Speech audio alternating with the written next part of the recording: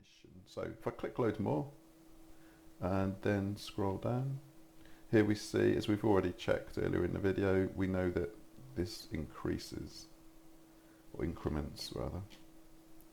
So what I'm thinking is the first page, even though it's not called pn equals 1, I want to still call it that. So let's copy that. And I'm going to use that, as you can see here. I've just put this in. I'm going to use this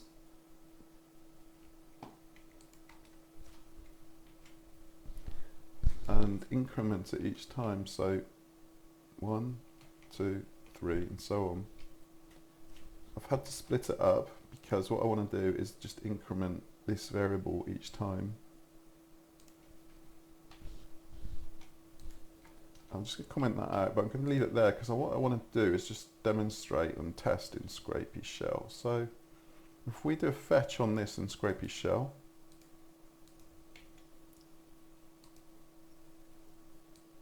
we want to get the first bunch of thumbnails so that we can extract the links from them. And here we go, let's do fetch on. I just want to test whether pn equals 1 works, because as you saw, it went from healthy straight to pn equals 2. So if this works, this will be good. Yeah, okay. So that means that what I've just shown you here will work. Page equals 1, page string. So start URL will effectively be that pn equals plus string page equals 1. So start URL is effectively what I'm showing there.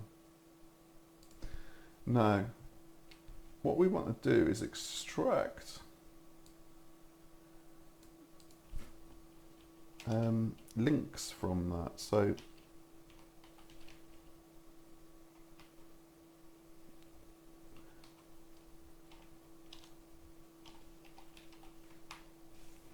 here we go, we can see there's loads and loads of JavaScript and so on in here, but what we really want to do is we want to be finding. Now what you could do is you could copy and paste all that into Notepad and do a Control F, or what I'm going to do is view source. So let's just go back up to page pn equals, or no pn, but it's still effectively the same as pn equals 1. View page source. No, let's forget that.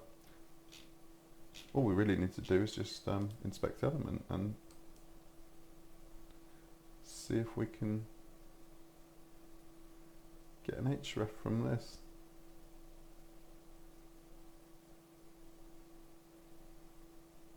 And if I just move that across, you can see event there, so there's, it looks like jQuery live.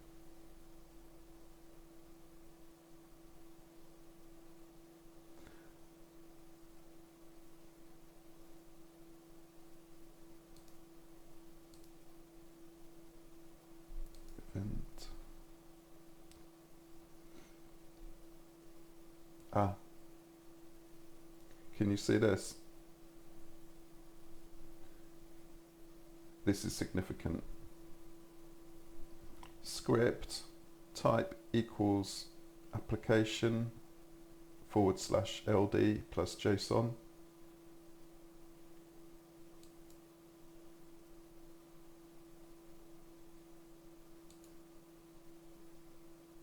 Ah, that's even better. So what we've got here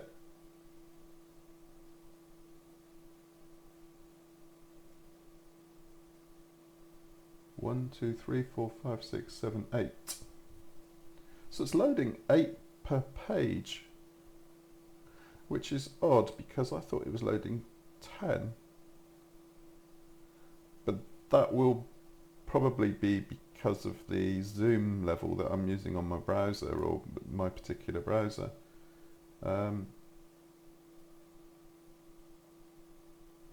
So what we want, if you can,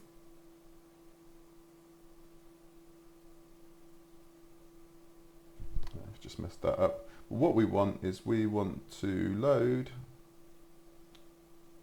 that into a dictionary. Right, let's go.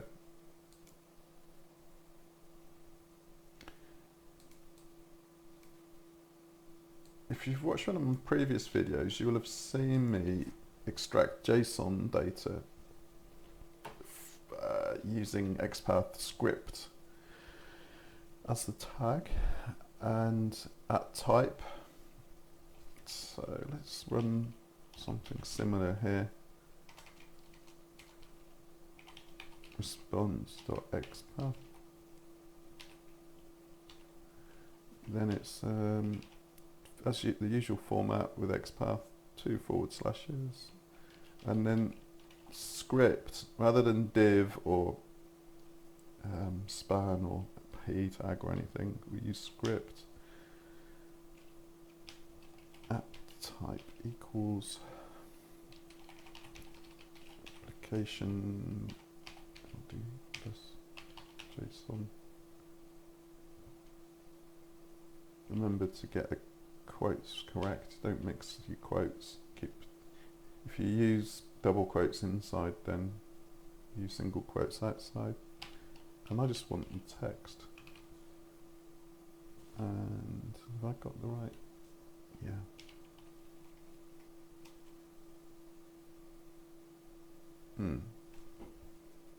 Okay, so that's got the object but not the text because I need to use get. Let's just review that. So response, not XPath. The response is basically, at this point, response is equal to everything in that entire page. And as you saw, I want to get the JSON out of that little bit that we saw in the browser just now, because we know it's going to provide us with a dictionary which will provide us with those 8 links. Once we've got the 8 links, we can go and visit them and get the ingredients on the recipe. Yeah, which is nice. This is good. This is progress. So what we've achieved so far is we've identified a suitable selector which will enable us to load a dictionary, which will enable us to load a URL. It's the URL. At this point, we want the URL. So let's copy that into our code.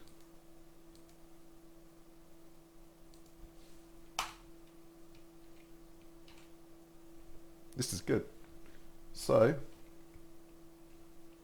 let's do something like,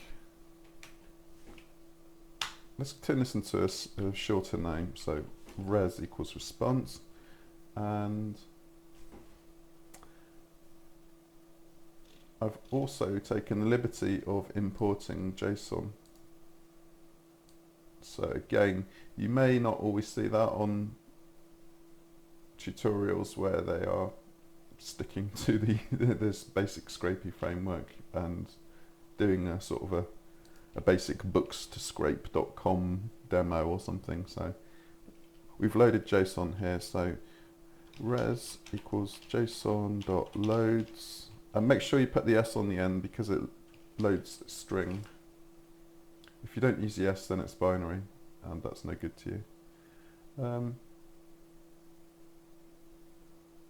What I might actually just do is and I've also imported pprint from pprint, import pprint. There you go. So what I might just do is do a pprint of res, which is now a JSON object loaded as a dictionary. So if we do Control S to save and run it. Sorry if the output's a bit small down here. Let me just, good, I can see it's run. Let me just make it bigger and on a white page. And if I scroll down, this is basically the output from what I've just run in atom, and this is very good. It's the JSON loaded, and we've got that context. We're not interested in that. We're not interested in that. So we are interested in the third key called item list element, and then we want to iterate through these URLs. So let's do that.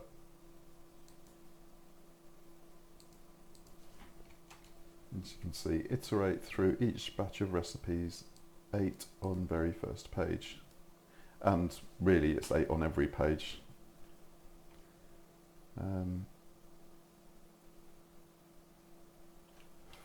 For I in range 8, we know it's 8 each time. It might break if there's not 8 on the very last page. We'll cross that bridge when we get to it. I can put in a try except in there somewhere.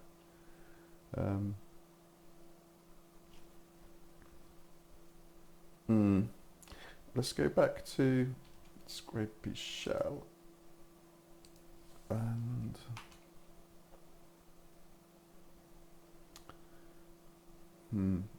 let's do something like res. I need to try and get the code right here because it needs to pick out element.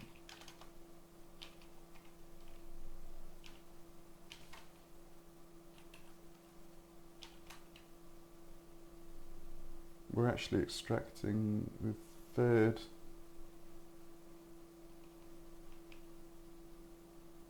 value, sorry, the third key here. This one, not there.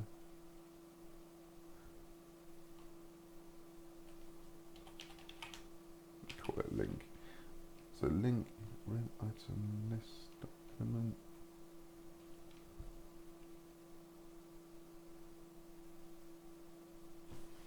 So we're getting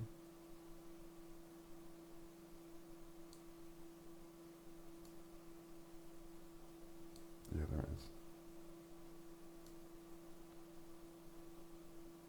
At type list item URL. Let's put in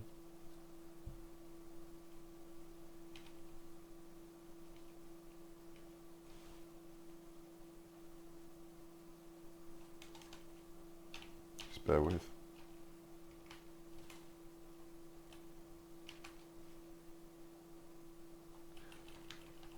I know.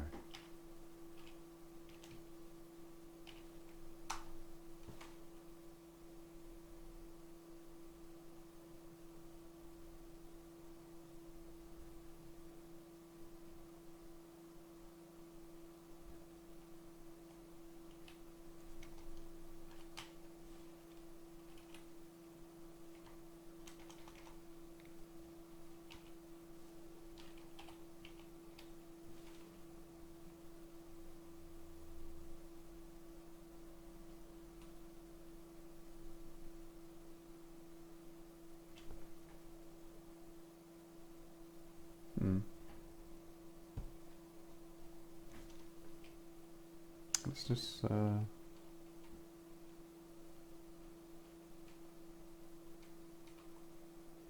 have a look at that again.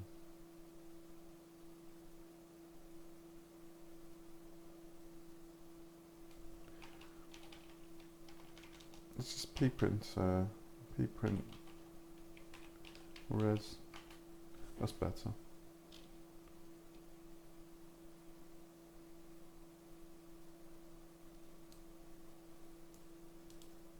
Copy that. It's very case sensitive, isn't it?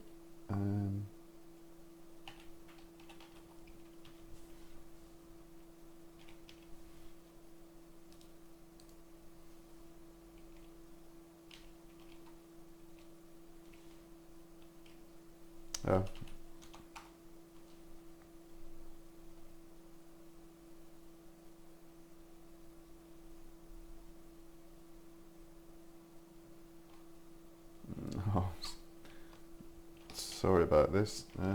Link equals print link.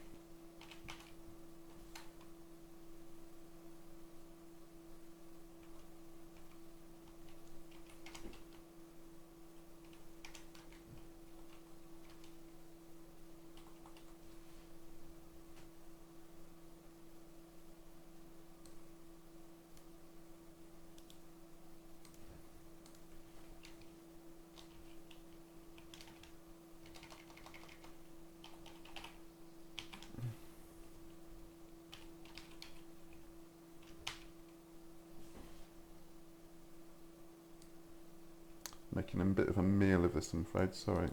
Let's go for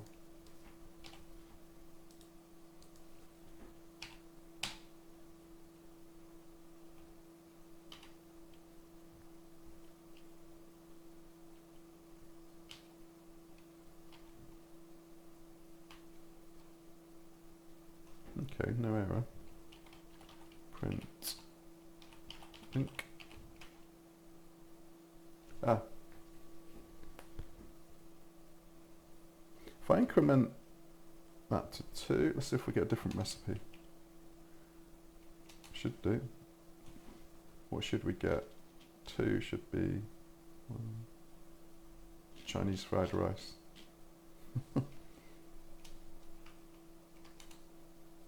Yes. So next, if we do, that's getting the whole dictionary. So we need to get just the value from the URL key. So let's specify we want just to select URL key. And then if we do print link, there we go. Right, sorry about that. So this is the kind of thing we want to be looking for, but that will need to be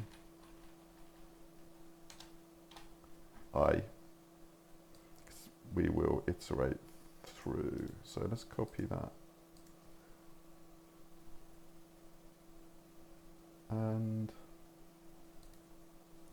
try that here. So for I in range 8,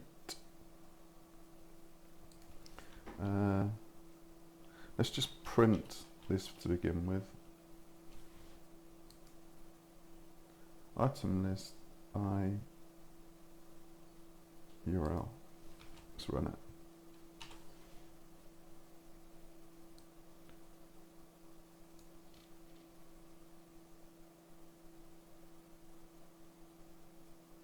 And let's just make that white, and I'll show you on a bigger screen. I think that's worked. So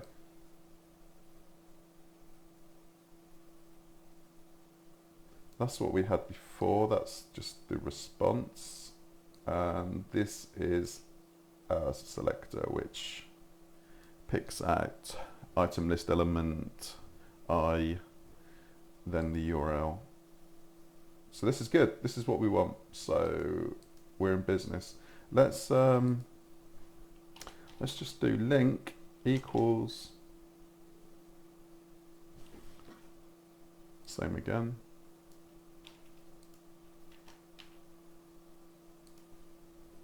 We know that works. And we could actually start to yield that. So let me save that. And just to test this with, we could begin writing the CSV with something like, we need to keep yield inside the for loop. And we could just do link colon link close. And I've already just made my items.py file because I know already, I know that I just want link and then the recipe and then the ingredients. I may actually have to break that recipe down into more things, if like how to 1, how to 2, how to 3, I don't know. Because there's, if you remember, there were several how-tos or several steps in the recipe, but we'll cross that bridge when we get to it. Let's just run that then. See if it, did it make a food results? Yes. Let's just run that again. That was very quick.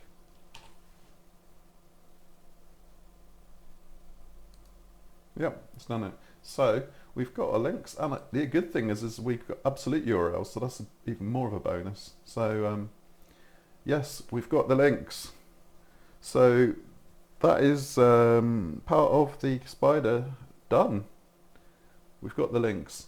Next, we will need to visit those links with a callback, and then we will need to get the recipes and the ingredients and then return back to parse so that it can do that one, that one, that one, that one. It can do all 8. Once it's done all 8, it will go to the next page. So we will then need to put in our next page code. So the next page will follow down here,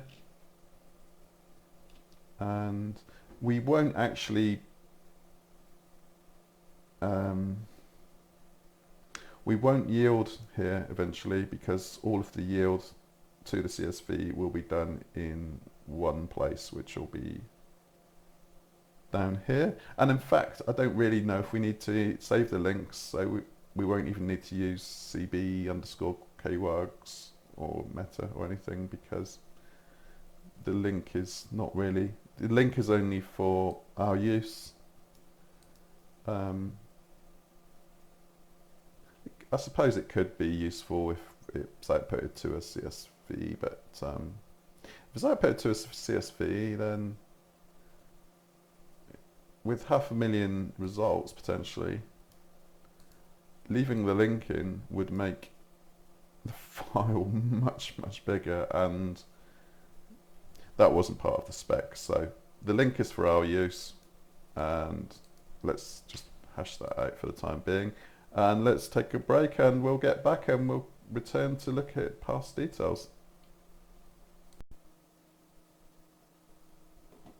Okay, I've just noticed I left in parse, which is not needed. And let's, we can leave that there. We're not worried about next page code yet. We'll do that last, for the very reason that once we activate that, we are going to be in for a very long test. So we want to drop down from parse down to parse details next. So outside of the for loop, we will need something to take us to parse details. So I've just added from Scrapy, or I haven't just added, but I have added from Scrapy import request. What we need to do here is do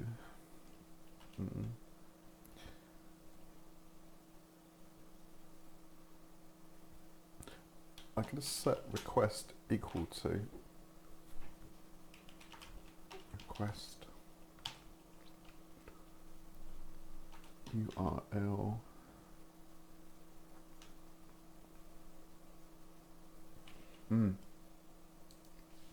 I need to indent that. So whilst we're in each one of those 8 recipes, we need to go and visit it. So URL equals link. Headers will just equal as ever, headers equals self.headers, which is that. And callback equals self. Remember to put self in front because we're inside a class. Self dot, nearly typed object there. Self dot parse underscore details.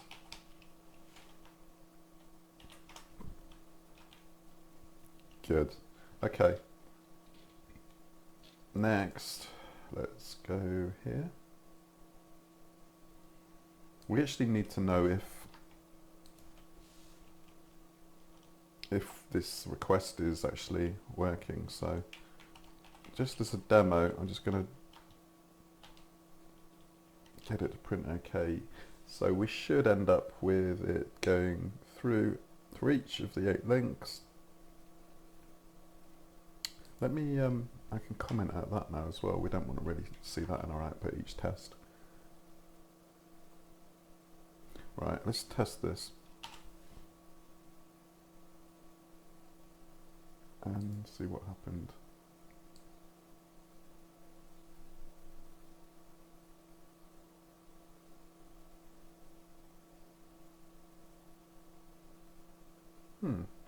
We appear to have... I know. I left out the yield request. So I've made, I've created a variable, but I haven't used it. So yield request. Now try.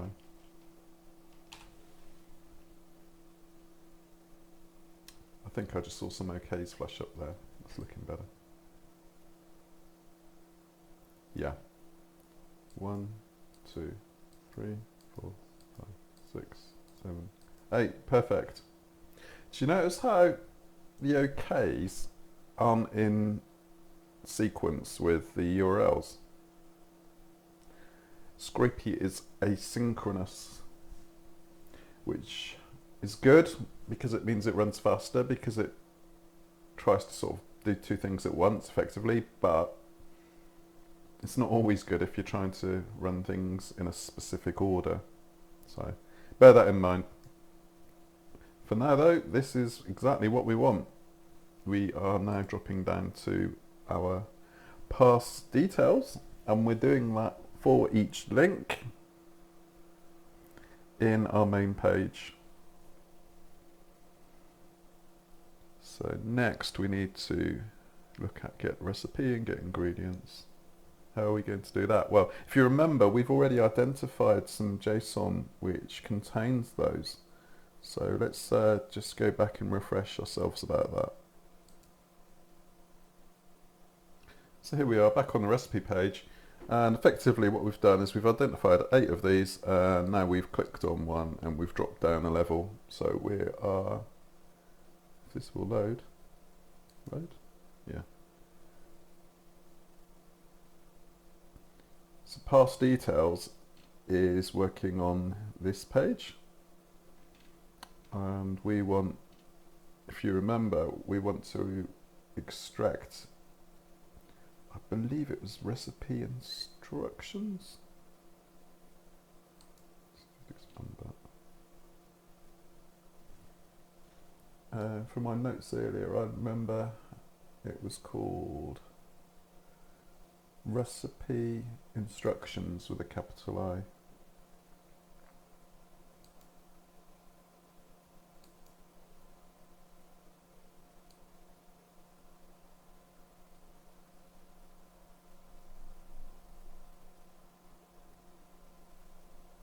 And the text we want is in there somewhere.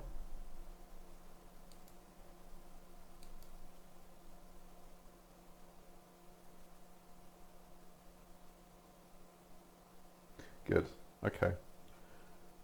Well, I'm just going to call up my notes that I made when I ran Scrapy on the direction, on the recipe and the ingredients. So let's do that.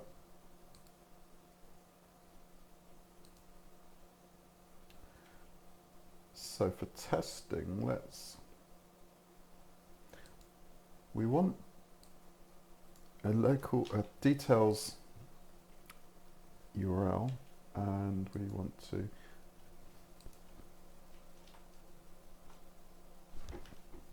fetch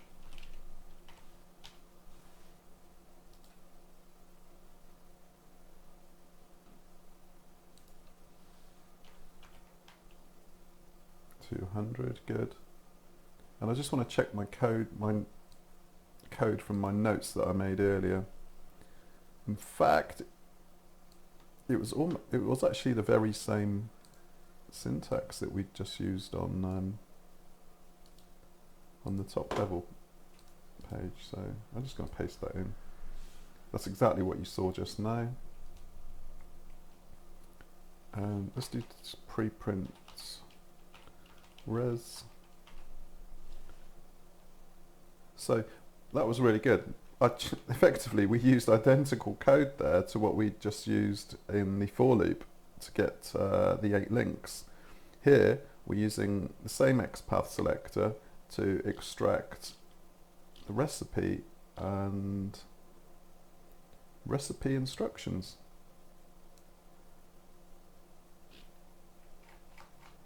So if you understand what we did to get the 8 links, we've effectively done the same thing here. We've loaded a JSON object from the JavaScript into a variable called res, and we just did a pprint on res. I've already imported JSON, so let's do, what should we call it?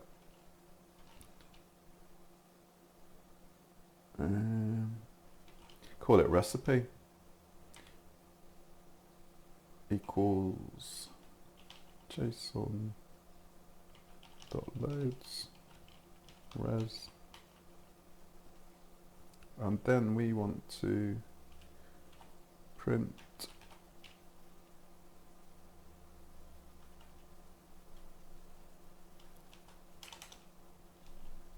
recipe. So we're actually going to pick out recipe instructions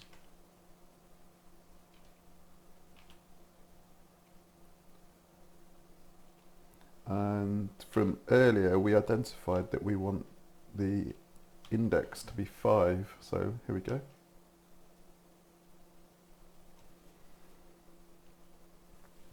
I think that was just one of the steps, so if we change it to 4, yeah, we're just getting the steps, so we are going to need to put in a bit of logic to iterate through all of these.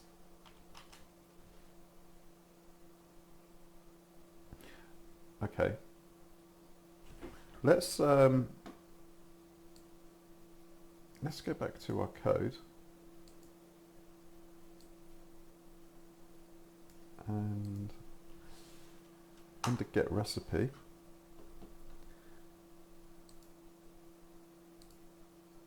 we can actually use, the reason why this works is because inside parse details we're actually working with a different response. Why are we working with a different response? We're working with a different response because we've requested a different URL. So the response here contained the 8 thumbnails.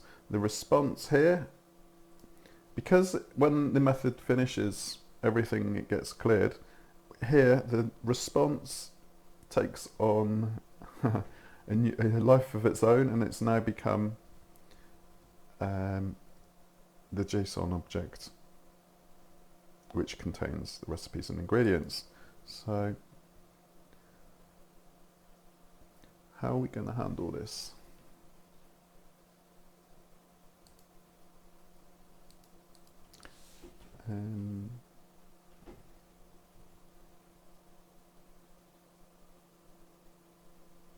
We might need to use a while loop actually.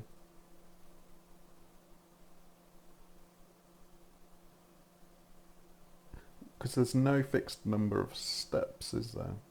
Let's just print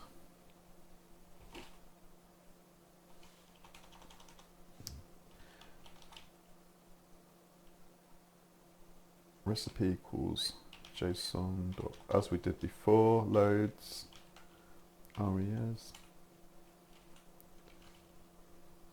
print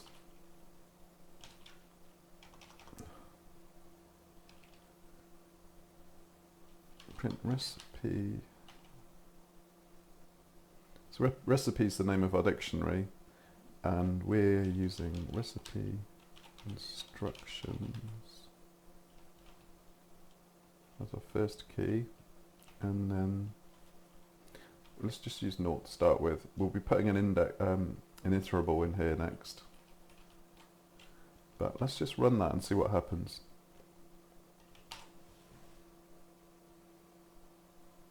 Okay, let's look at it in big.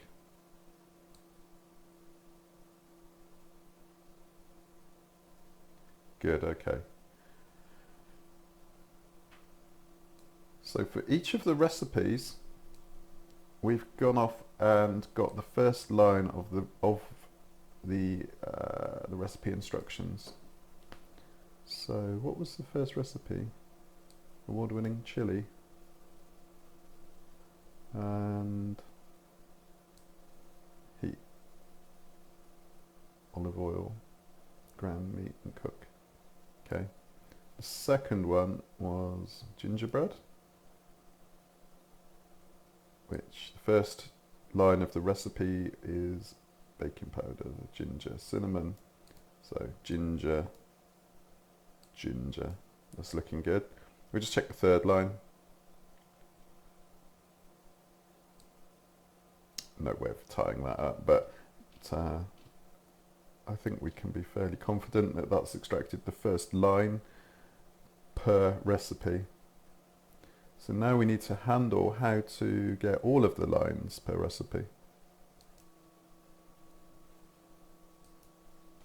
Okay, so I've refined it down to recipe using the recipe instructions key. With pprint, we get this.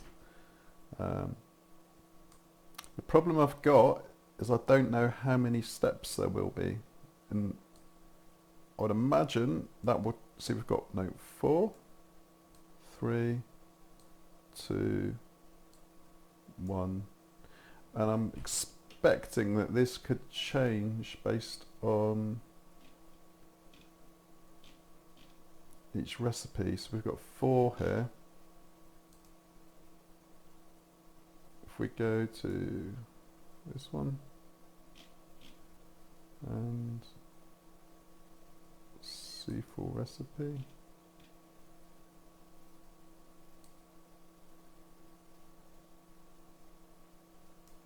I don't think that's even going to be 1. So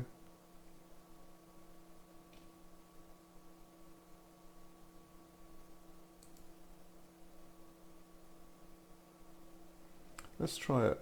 Let's try and do fetch on that instead. So fetch, paste that, 200 response, and again we can just do the same.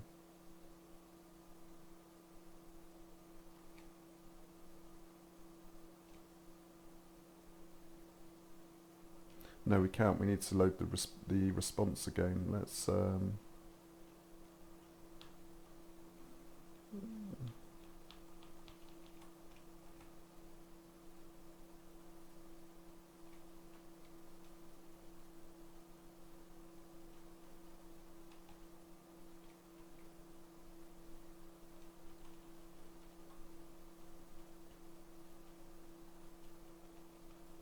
so we've got a new response, so we need to load the response into a new variable.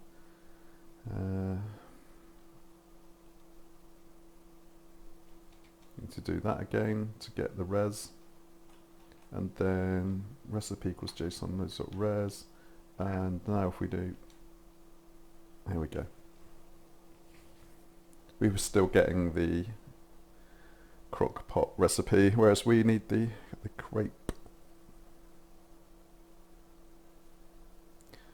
So that note syntax that we saw earlier, note 2, note 3, that's just what the poster or the person who left the recipe used. So what we're interested in is text. So we need to get all of the text.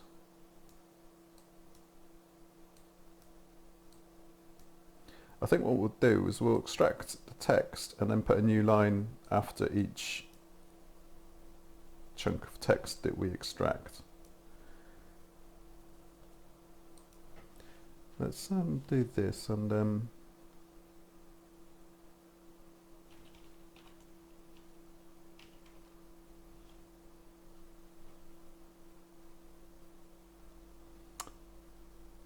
yeah, so we need to specify that we want to extract the text.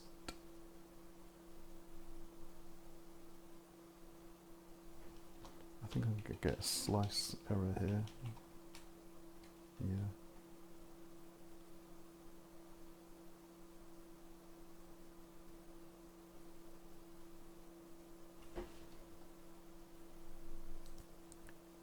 Okay, so I think we're going to need to iterate through, because this is a selection of dictionaries inside a list. So let's have a look at that.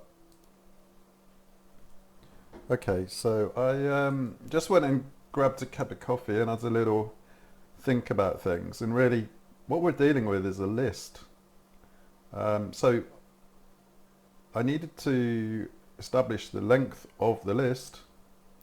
And the list is its recipe instructions. So print, don't even need to do pre-print there. Print the length of the recipe instructions within recipe, which gives me 10, which is good. Now we know that I can iterate through it, so let's copy that. And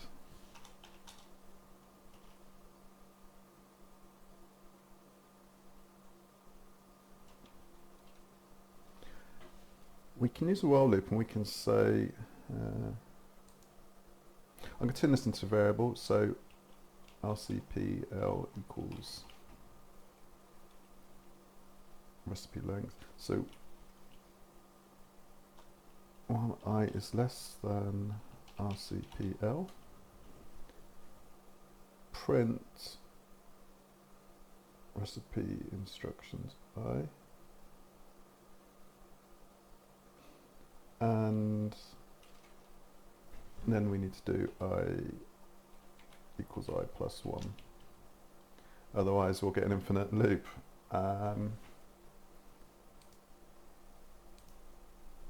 Let's do a bit of tidying up here as well.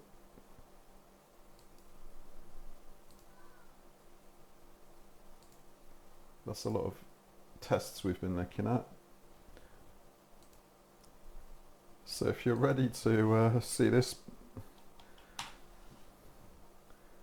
test, let's go for it. And finished in 3.79 seconds. Let's see what we've got.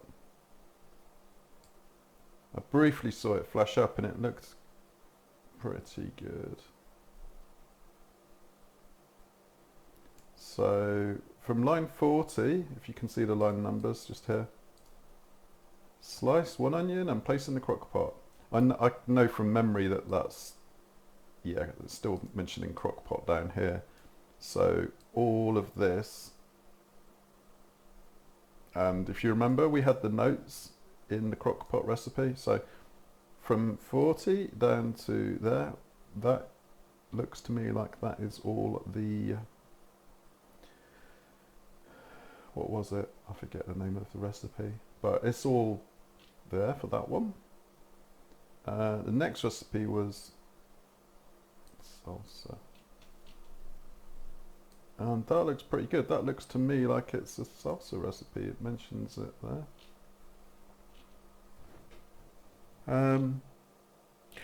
Yeah, we're actually extracting at type, how to step and text here. So we need to just slightly refine our selector. I'm just going to drag the mini map down a bit. It looks like we're in business. As I say, Scrapy is asynchronous, so you can often see jumbled up output. I think what I'm going to do is try and just pick out the text, and then we'll yield it from parse details. We'll yield it and we'll see what we get in our results.csv file. So let's go back to our code, and I'm going to test this in Scrapy shell.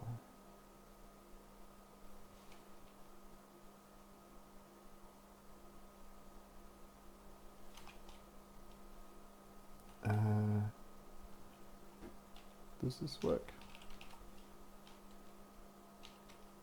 No. What if we just put in number 2, 3? Then we need to do text after. Text.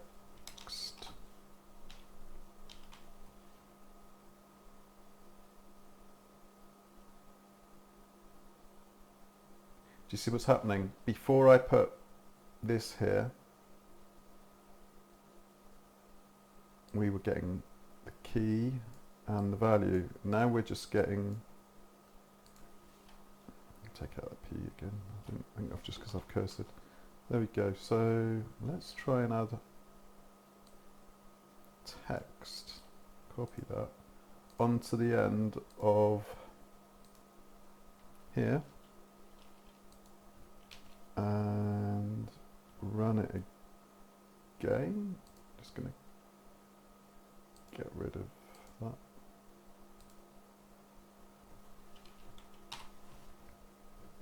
And this time I'm hoping it's just like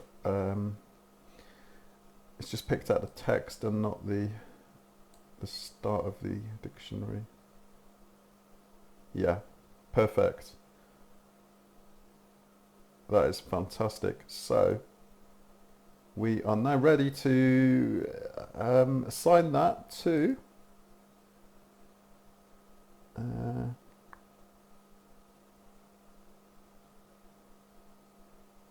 our recipe variable.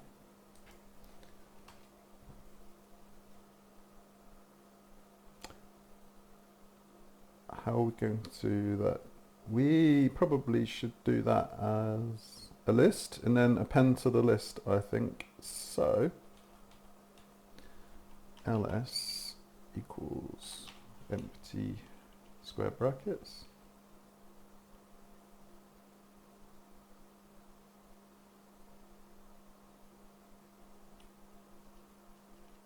And instead of print, we will just call it rcptx. And we just want to do ls.append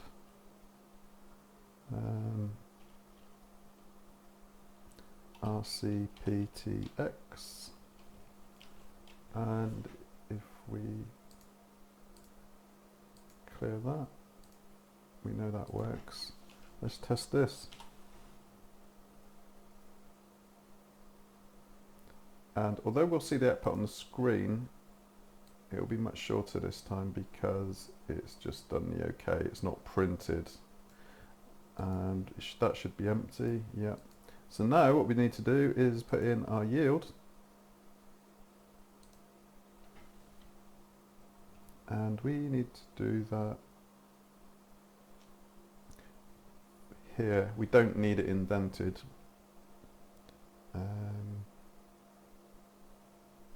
And look at items to find, just to refresh what the name of, yeah, it was recipe. So here we need to say yield, open curly braces, and then recipe, colon,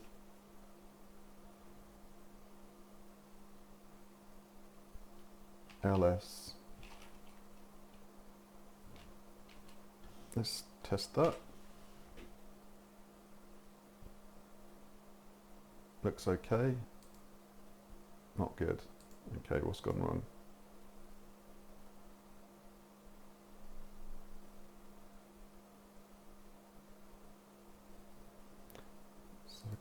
have a look here.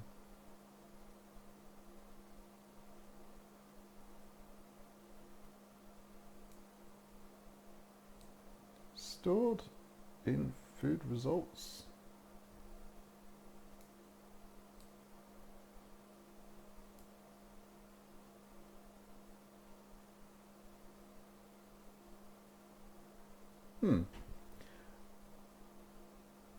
It must be something quite simple here, that not a typo, no.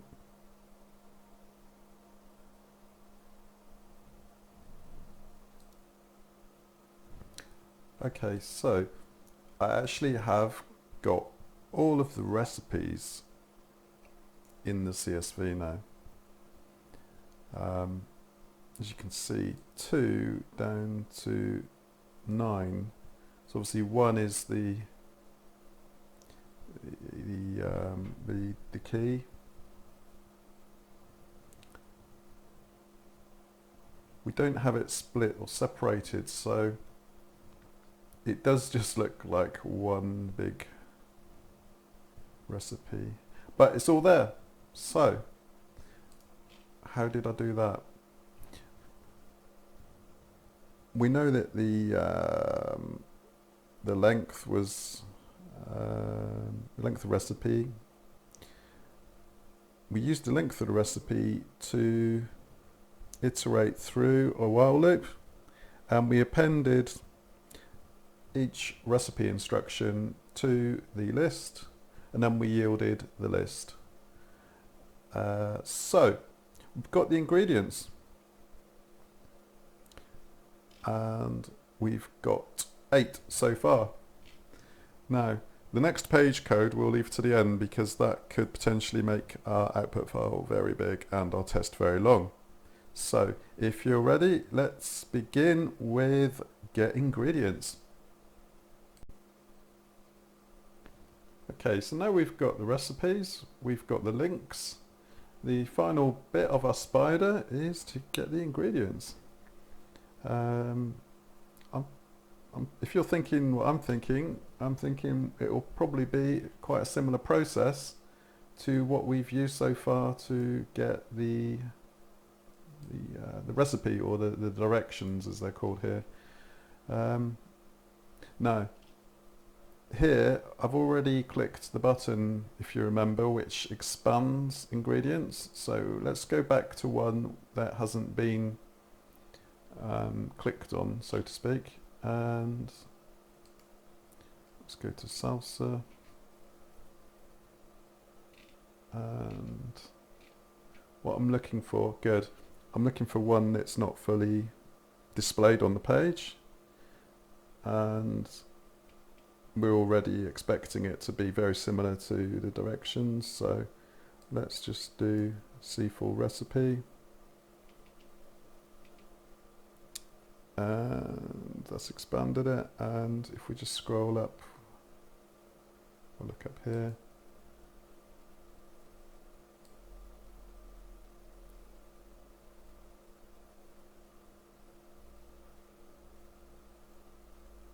we could look through that, but let's just do view source and do Control F for, I think it was vinegar I just saw, wasn't it? Yeah. And that's loaded because you see vinegar there, and vinegar was one of the ingredients which was not initially displayed. So although it's not displayed on the web page, it's actually loaded in the background, which is perfect because that means we can extract it from a good old JSON dictionary. So as before, let's go into Scrapy shell and just work out how exactly we're going to do our extracting.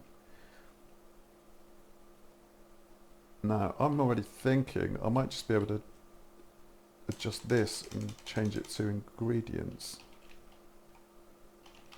That would be too easy, wouldn't it? Yeah.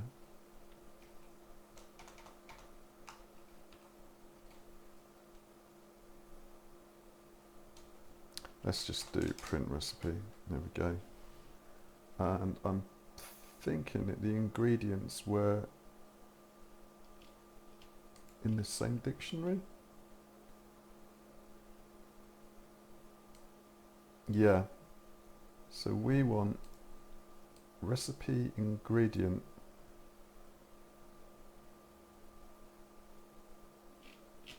Okay. No S. That's better. We're in business, so I think that's it actually. That is going to be quite straightforward. It's going to be a lot more straightforward than the instructions or the actual what was called the recipe. So for the ingredients, we're getting in the swing of this now. So we can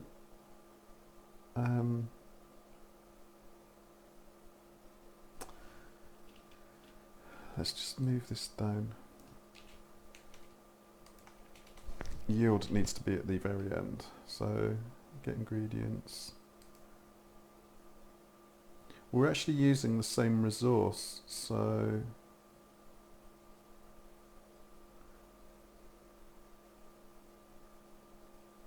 we've already loaded the response into a variable called recipe up here. So we just need to create a new variable. We've already done a lot of the work, so let's go for ingredients equals that.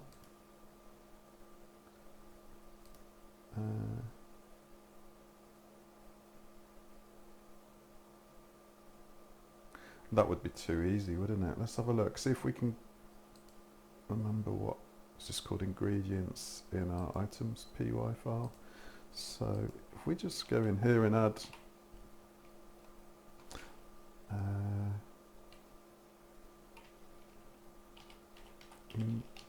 ingredients, so that's the name of our field in Scrapy, and then ingredients is the name of our variable that we've just created.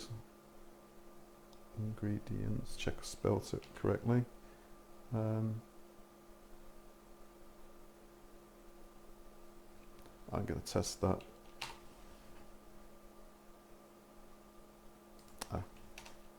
It's colon, not comma. Results. And we only have recipe, so something's not quite worked. Never mind. Let's just getting in a muddle here with too many open untitled test results. That's better. Let's go back to Scrapy shell.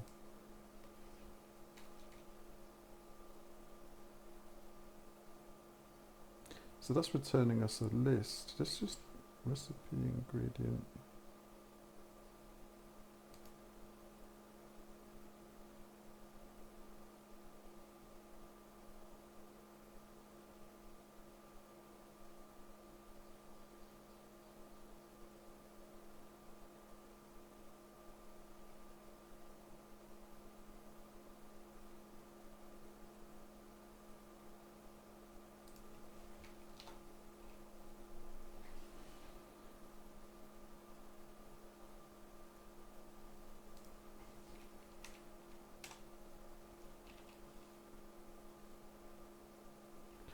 Just going to run that again.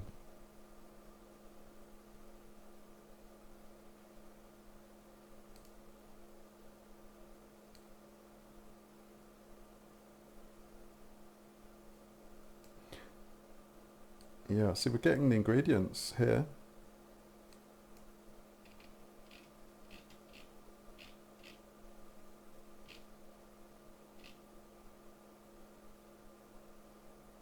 Ingredients. Let's just, yeah. I don't know why that wasn't working. Was it because I had a space? It may have been.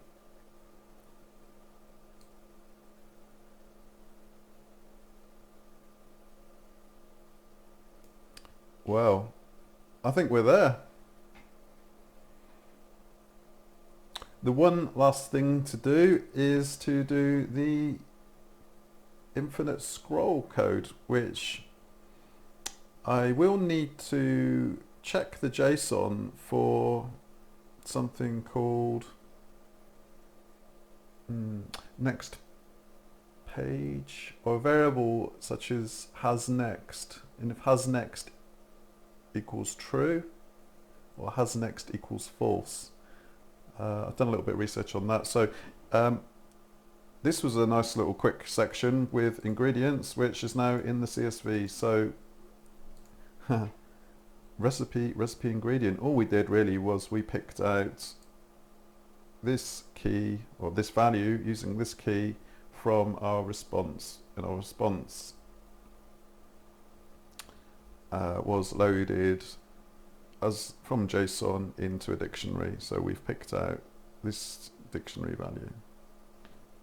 And yeah, let's get on to the next page and finish the project. Okay, so the final section, let's try and work out the infinite scroll. And we've already established that we can handle that using the API and just increment the page number each time. The only issue, as I just alluded to, was how do we know when we've gone up through all the pages and we've got to the last page?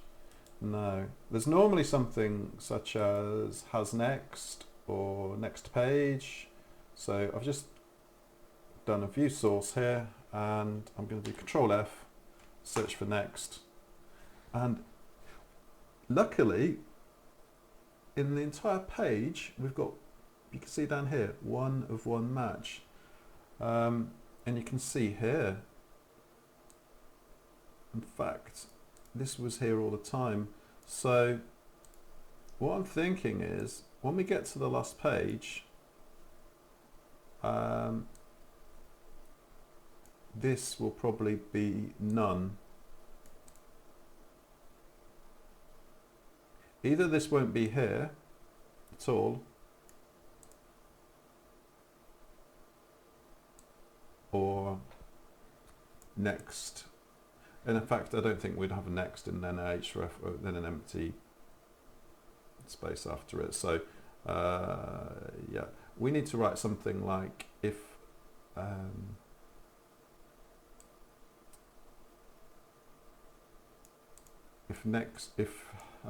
link rel next equals none, then that's the end of the spider. So if you remember, with our next code, we normally just use something like next page, or next underscore page equals response.xpath, and then the hyperlink to the next page.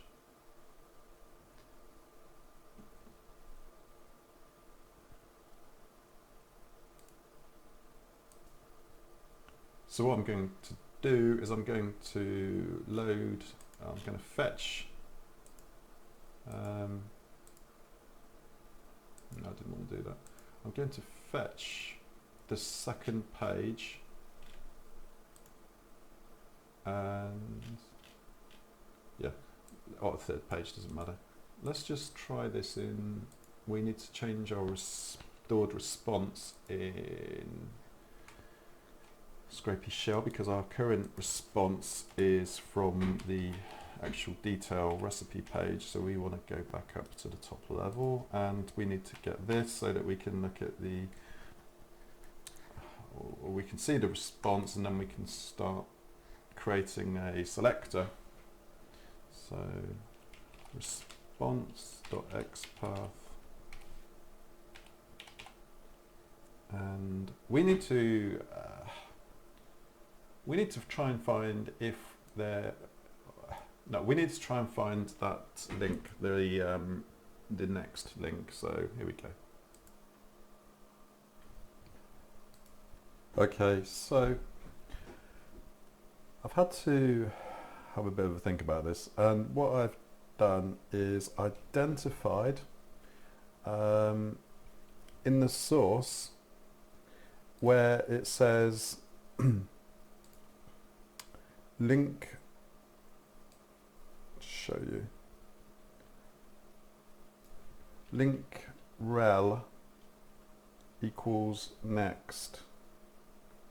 Now I clicked view source, I did Control F to find next. So link rel, if there's an unvisited link, we want to check if next is there, because if next exists, we want to go there and follow the href. If it doesn't exist, that means we're on the last page. So let's just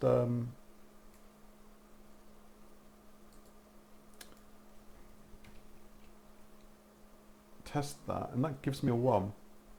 It's found 1. If I changed it to, I don't know,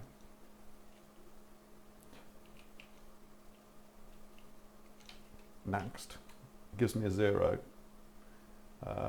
So really what we want to be doing is saying if response.xpath link at rel equals next, and then we want to do a response.follow.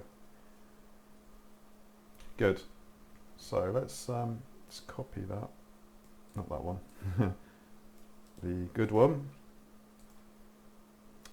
and we want to go back up to our parse function,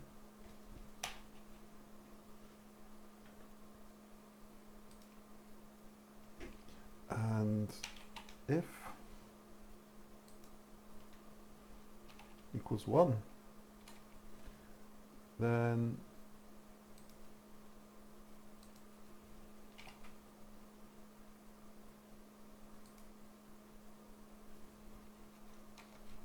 next page equals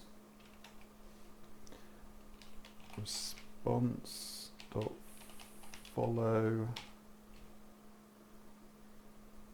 and we need to use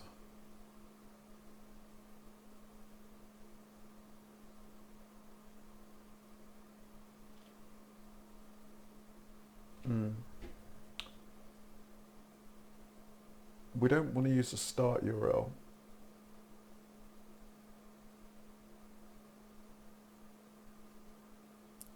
In fact, what we could do is we could just call a new variable, we'll call it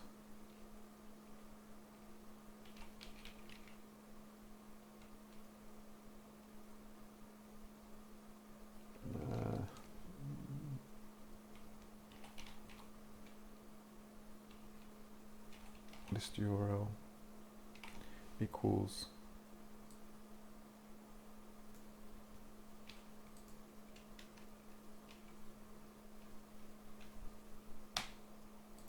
there we go, and then we can actually exchange that. Too many quotes there. That's a very bad habit with Atom. It actually puts in it finishes the quotes when you don't necessarily want it to. So we want list URL as our next page. URL equals list underscore URL, and we then need to increment the page number.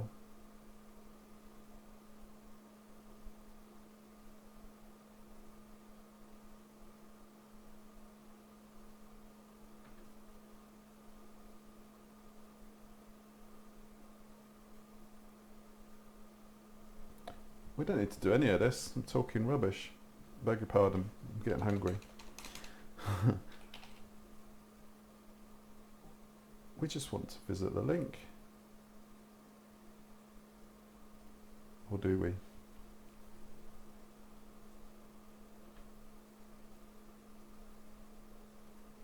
Scrap that, back to plan A. List underscore URL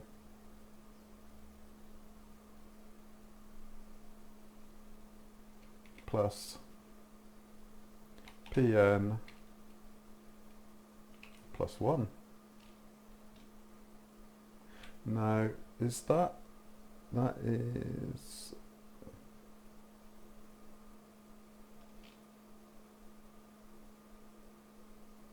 that's an integer.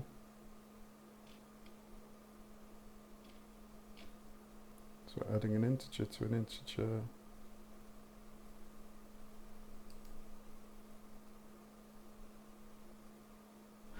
We want the string of that. This is not pretty. We might need to tidy this up in a minute. So URL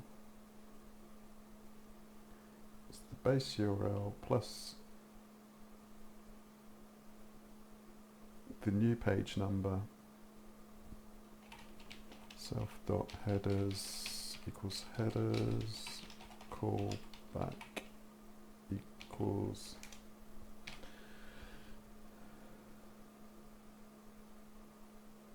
parse, self.parse.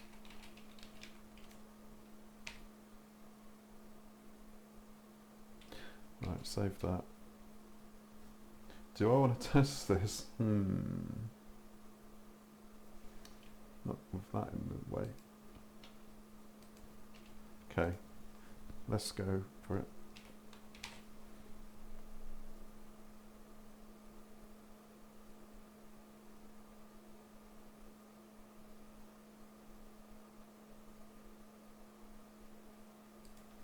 Need 2 equals there.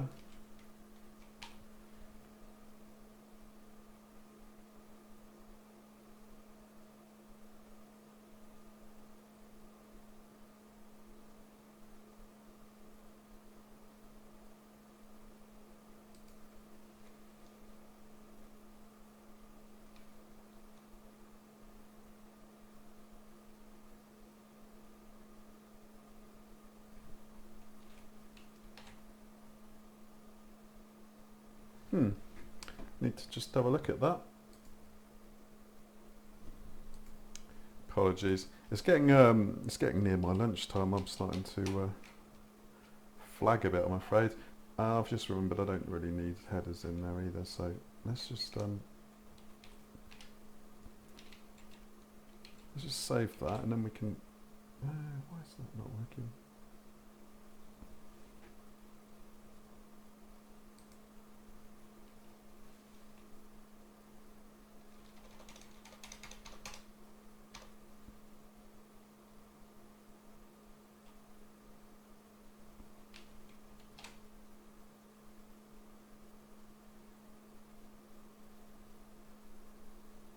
Okay, something happened there, but I'm not sure if it. Why did that stop on? Right, that stopped on 9. So the next page, the infinite scroll, hasn't worked. Why is that?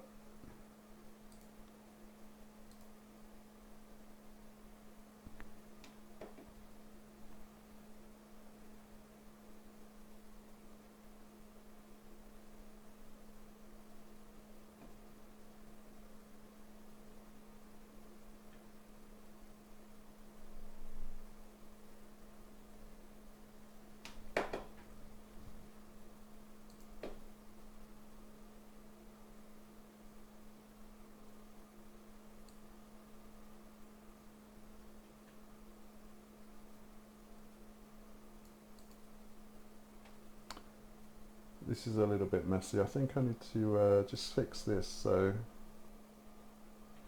we really want to sort this out. I'm just going to sort out this variable, or the list URL variable. So I'm going to print it, and I think I need to use self here, so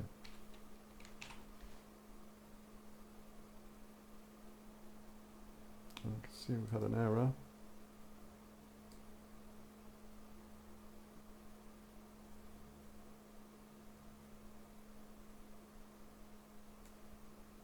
PN is not defined. Probably need to use self.pn as well.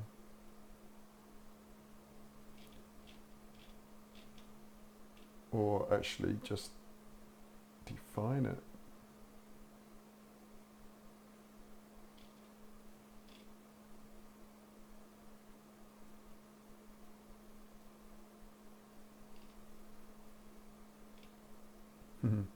Wasn't PN at all, is it? It's page.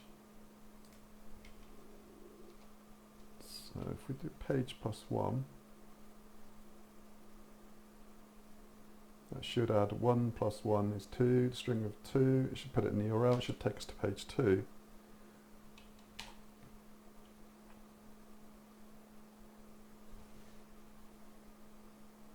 That's not looking great either. What's going on here?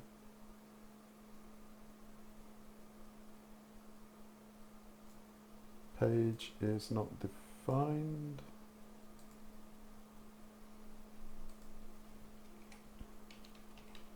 Self.page.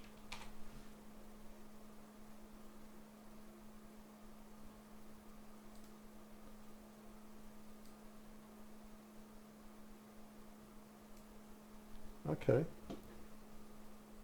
that's looking better. Line 38, you can see we now have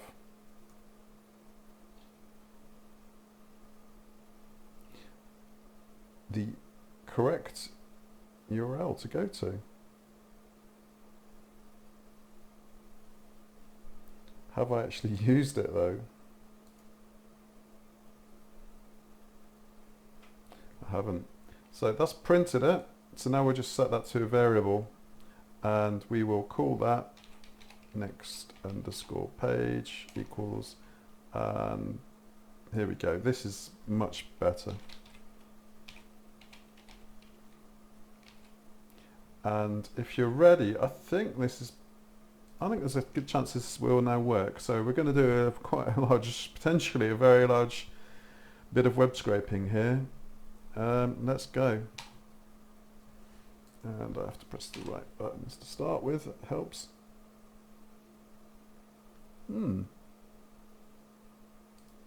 Okay.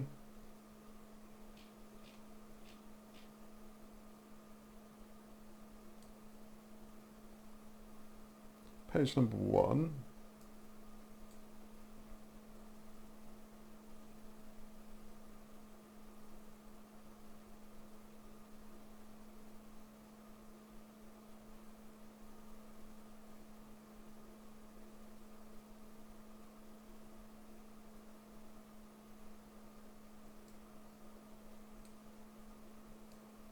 So it's still finished after 8 results.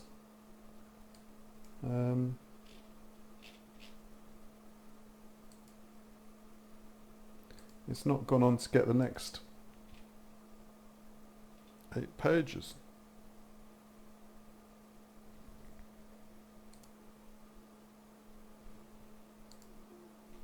Just going to put a print in here and see if it actually reaches this bit. It should equal 1, so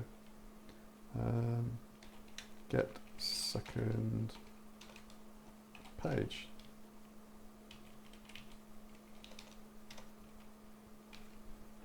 Try again.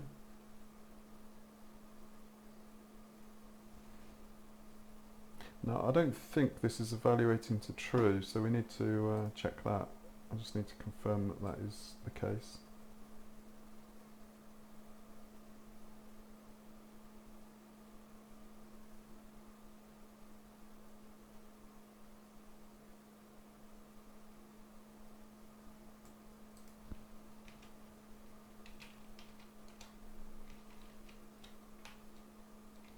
No, so that's not evaluating to true.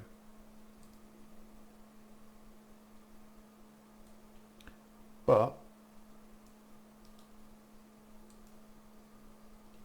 from Scrapy, we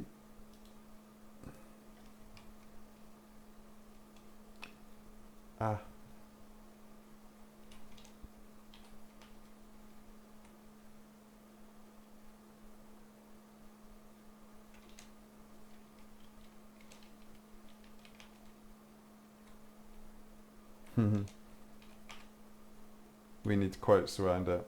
So do you see that? What happened there is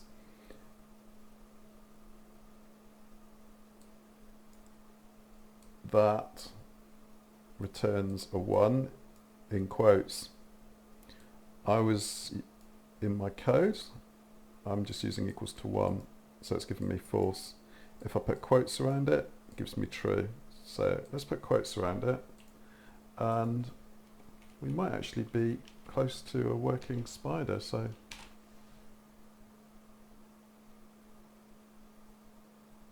I just saw get second page.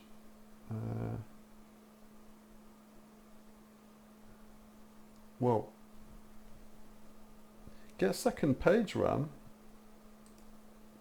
I just saw it flash up.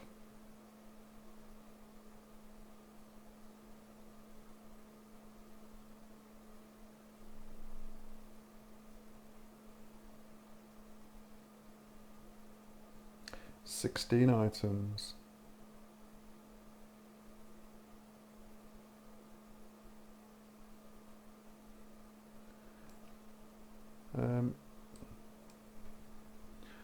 I just want to do a find on 403. I don't want to. No, that's good. Just have a look in here. So this is progress. We've now scraped the second page. We've now got a recipe for mashing bananas on blueberries. As you can see, this goes way off the edge of the page, but when it's in when we open it in fact, let's do that now. If we open it in Excel, we will be able to shrink that column and get a bit more sense out of it. So documents, projects, food, bin, food.com, food results.csv, and if we open that,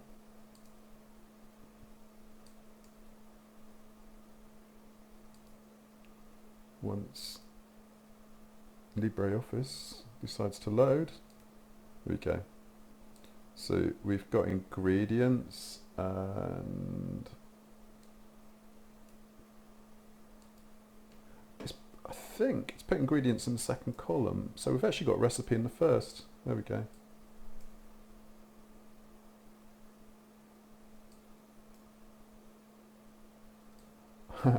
I've just realised what I thought there was something missing. We need to collect the name. We need to collect the name of the recipe. So, two things left to fix. We need to go beyond the second page, because here we've gone to page 1, page 2, but for some reason we've failed to get to page 3. We need to fix that, and then we just need to get the name of the recipe. So let's do that in a second. And already I've just spotted why we're only getting the second page, because page equals 1. So the first page, it goes off and gets a start URL using this plus page 1. Once it's gone through once, it then returns and it will do the next page, and the next page is equal to the page self.page plus 1. Self.page equals 1. So it will go to 2, and then next page equals 2. So what we need to do is, after this, we need to yield. We need to set self.page to be the current result of self.page plus 1.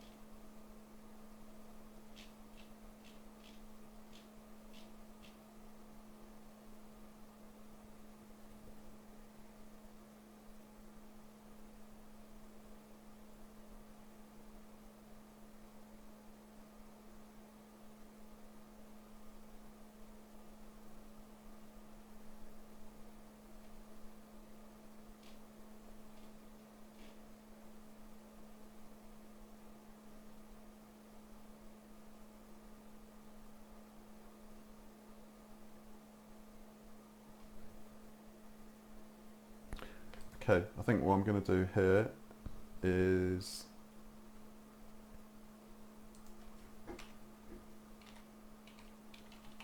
in page.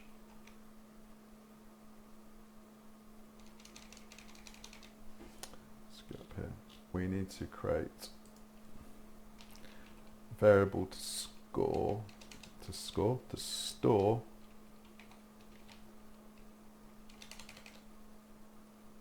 nxp equals quotes, and then we will use nxp self.nxp to store the page, the current page. So self.nxp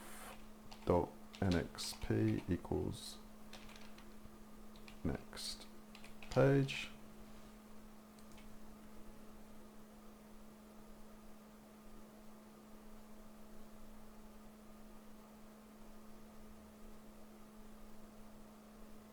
And then it will set that to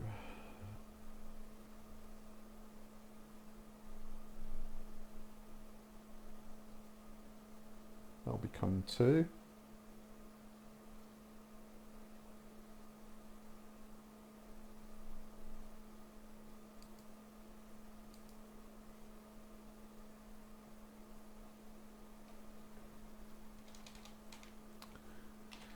Let's change that.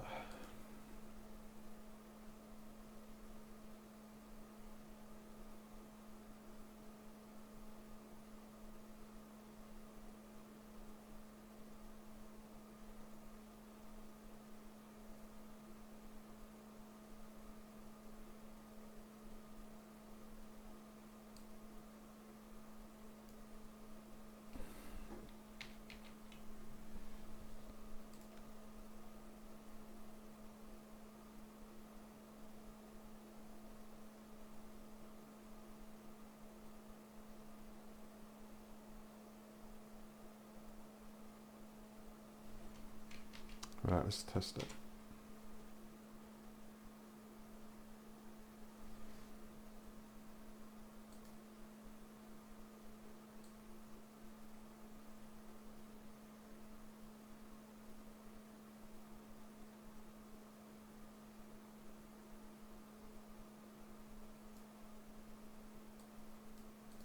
Okay, so NXP, we need to change that to string.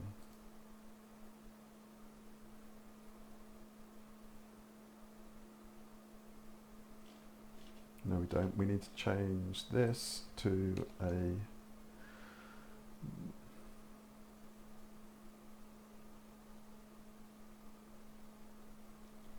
think it's a 1. It might be a 0. Let's run it.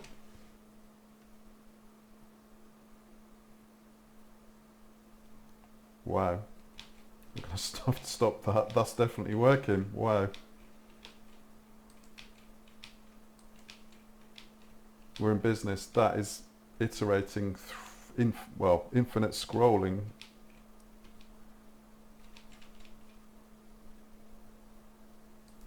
I don't. Control C's not doing very much here. Scrapy's busy. Wow. So, we are now scraping all of the healthy recipes and we are extracting the ingredients and the recipes. And we are building quite a substantial CSV as I'm speaking.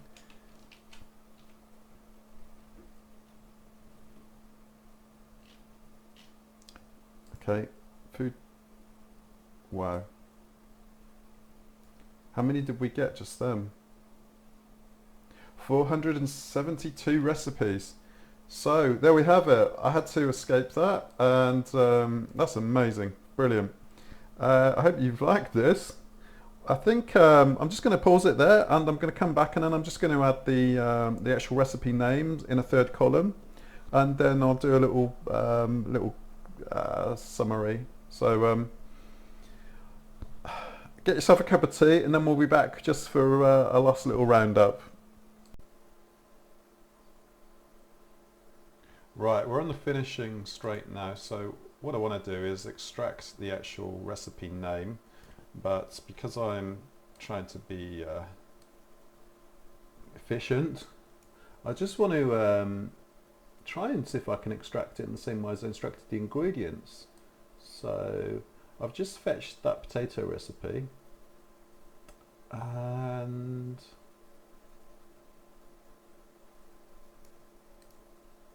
let's do the usual where we load the JSON into res, and once we've got it as res, we can do json.loads res. We load that into an object called recipe, and then we can do something like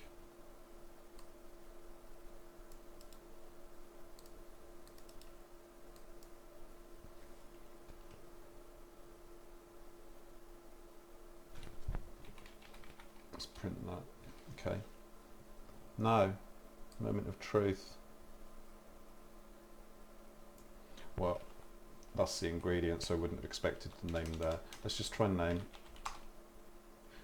Recipe name, scalloped potatoes, perfect.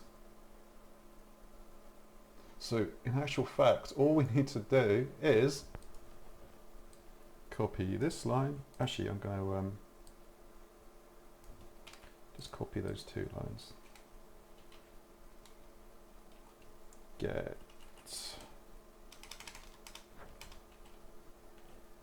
recipe name. Actually, I did it all in capitals, didn't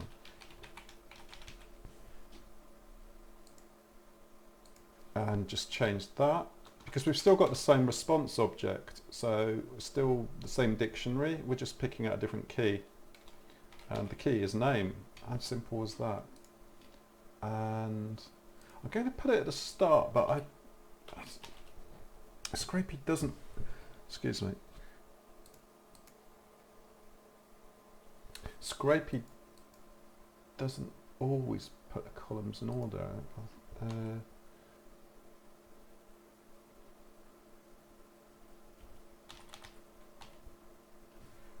And that's wrong, because that should be semicolon. Just go in update items, because items should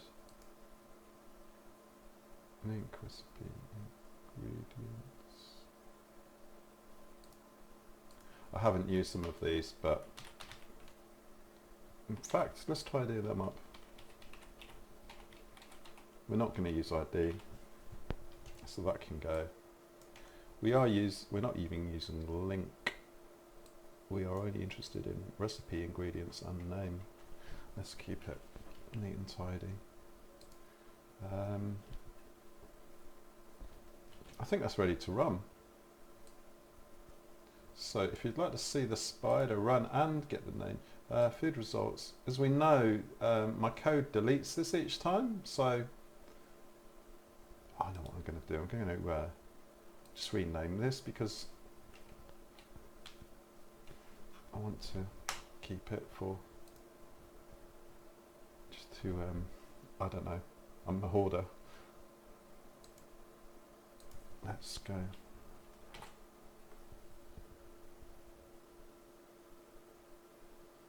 And I can see some errors. That's not good.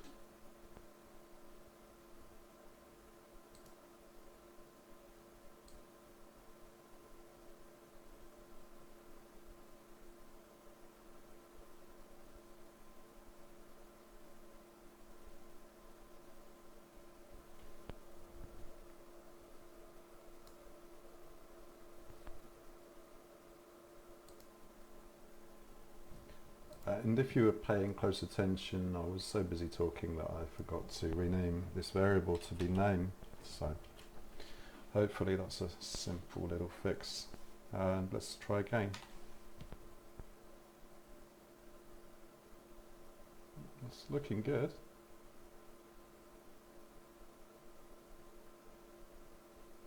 I'm going to quit that. Let it run a bit more. Quit now. Okay, and food results. Name, recipe, ingredients. So we've got wonderful salsa, we've got crepes, pulled pork crock pot, perfect pork tenderloin. how many rows have we got? That's run remarkably quickly. 177 before I quit it. And that was probably in what? Say it was in, probably was about 17 seconds. So I think we're getting about 10 recipes a second. What am I doing? Let's view the CSV and close the previous one. And we want to view a CSV which was made at approximately 1430. Yeah, 1429. Open with the LibreOffice.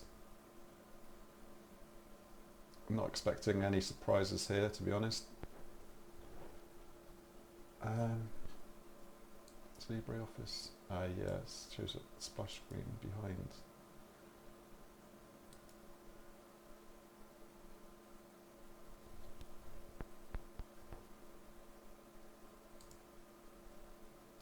And here we go.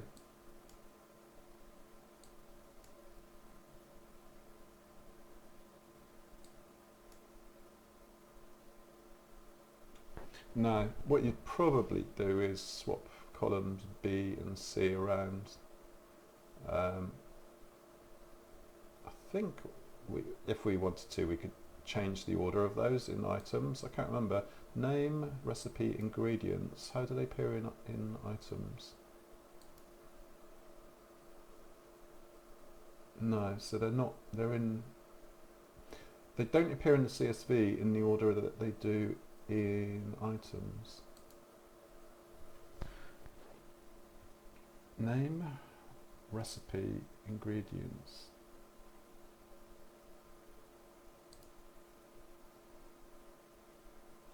Oh, of course, it's the order in which we put it in our code. Well, that's a very easy fix, so let's just do that. And name.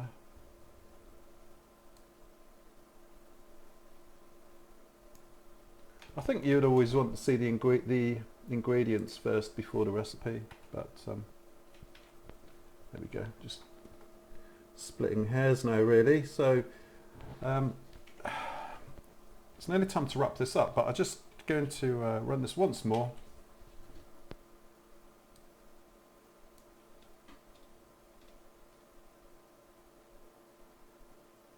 And as you can see, it's just nicely running in the background. And what I don't want to do is hammer the server, because I don't want to get banned. I don't think I will. Let's just close that because we've got enough to be getting on with. So how many did that get just then?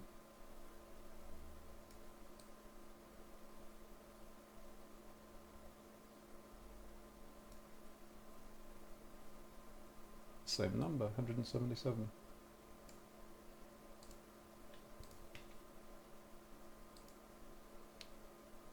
Don't save. Let's just open up our CSV one last time. How not to get banned. So I'm just going to run through in a minute a few settings that you can set as sort of a best practice for using Scrapy. I mean, there's no point in being aggressive and trying to do it all in a hurry and getting banned, because you're going nowhere if you do that. So it's always better to be conservative, and the first thing you want to check is settings.py while this opens. As you can see, settings.py is there, and you can actually edit settings.py, or you can put in some custom settings into. Is that behind? Yeah, I thought it was. You can put custom settings into your Spider code. So the three that I change, or four that I change rather, HTTP cache directory, which you set as your local directory for where you're putting your code, download delay, auto throttle start delay, and concurrent requests. And once we're happy with this, we'll go and take a look. So we've got ingredients in the second column now, which is excellent. And I think we should have rather a lot of, yeah. So the last time I ran it, I let it run for probably getting on 30 seconds and I've got 300 results. So we've got 361 recipes all in a CSV. I think if the requirement is to collect, well, which it was, to collect 500,000 results, then the next step will be to write the output to a database. That's beyond the scope of this. This is as far as I want to take this, because I think there's been a lot covered here. So in possibly a future video, I will look at writing the output of this project to a database. If you've got any questions, drop me a comment, and thanks for watching, and I hope you've learned a lot. I've learned a few things making this video, so it's all good. Thanks for watching, and have a nice day. Don't forget to subscribe as well.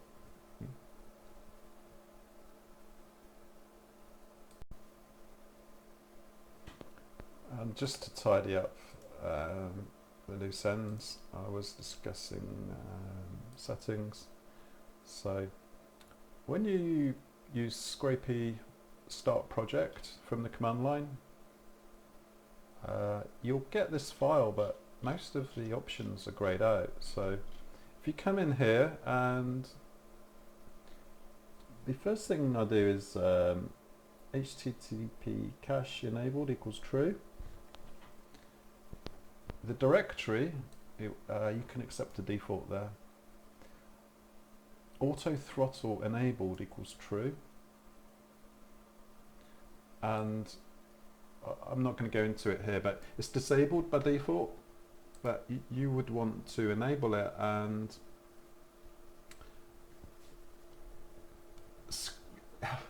Scrapy varies the speed at which it makes requests based on the delay of the response and so on. So there we go. Read up on that. It's beyond what I want to cover here. Download delay 5. I'm still experimenting with these settings, so the default is 0. Again, there's links to all of the documentation. These are just settings which I'm using at the moment, so don't treat these as gospel. Concurrent requests, I've reduced that right down to 1. Now I fully expect that to make my spider take a lot longer, but I want to start conservative and then gradually speed up. Robots obey equals true. Sometimes you will need to set that to false, and you may have seen me set that to false on previous videos. On this spider, I've left it as true, and I'm perfectly able to get the bits that I want. So this is all in settings.py. If you look at food.com, the main spider where we've done all the work, custom settings. So if you want to put custom settings in, they override or are additional to what's stored in here, then custom settings.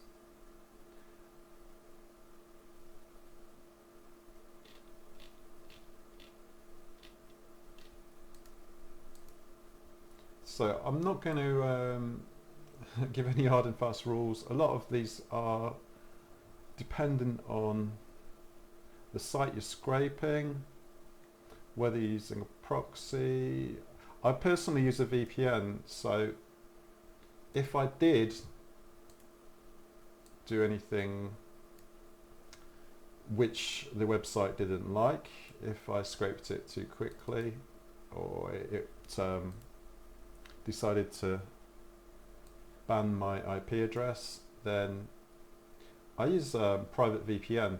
I could potentially change my connection. I could change to UK Manchester or Ireland or Paris or wherever, and in doing so I would then obtain a new IP address. That would then mean that I could start scraping again.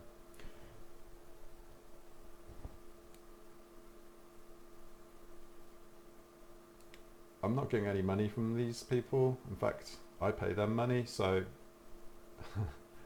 they're very good and it works, and I've never had any problems, so I'm not really promoting them, but if you are looking for one, then I can at least give you some sort of confirmation that private VPN works fine, and I've been using them for, I don't know, about a year now, probably 5th of November 2019, so if you're looking for a VPN, then you could do worse than using these. I think, I'm just looking at their site, their current plan is $4.65, so it's about £4 per month. So just under £50 per year. But if you're web scraping professionally and yeah, buy some proxies, or I think is it Crawler A?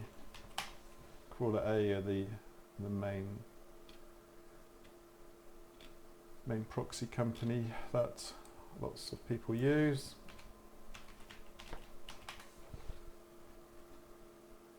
The world's smartest rotating proxy web. I'm not sure how much they cost, and as I say, I've not actually needed to use them yet, but there we go, Crawler Proxy API.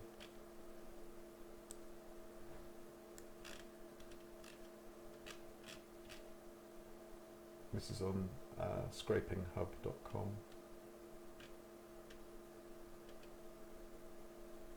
As ever, basic, advanced, enterprise, and you're probably encouraged to go for the enterprise one, but as yet I've not needed them, and I'm going to set this up on my Raspberry Pi, or attempt to, and then I may do a future video on that. And if it takes days to run, I really don't care.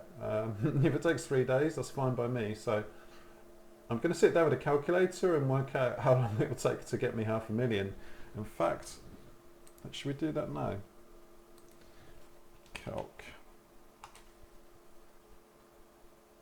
So I got 300 in 30 seconds, so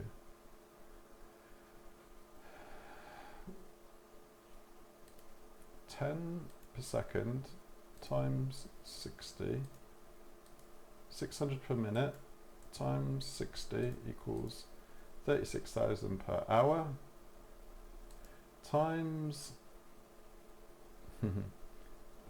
what's that, 14?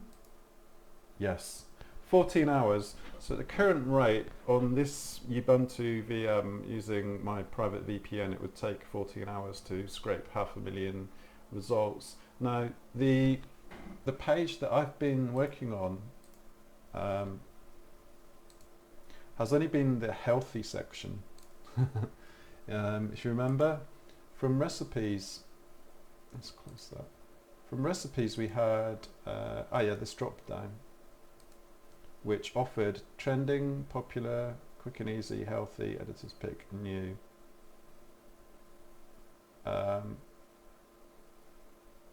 Which, yeah, if you want to collect all 6, the problem is if you did all 6, you might end up overlapping and getting loads of duplicates.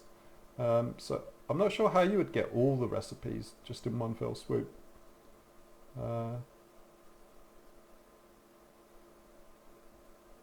If you look, as I move the mouse, the all still remains. So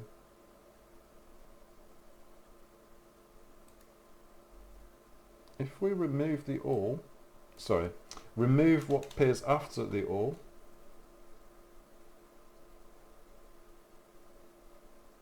we get an error. Okay. In which case,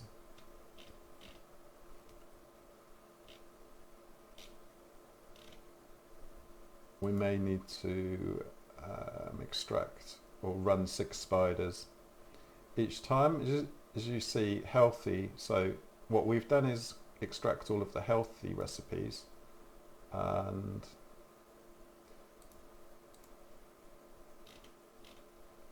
if we wanted to take this spider and run it on something else, we could change healthy to quick and easy or popular and then run that as well. Yeah, we would end up with potentially 6 CSVs, which we would then potentially need to merge or something. But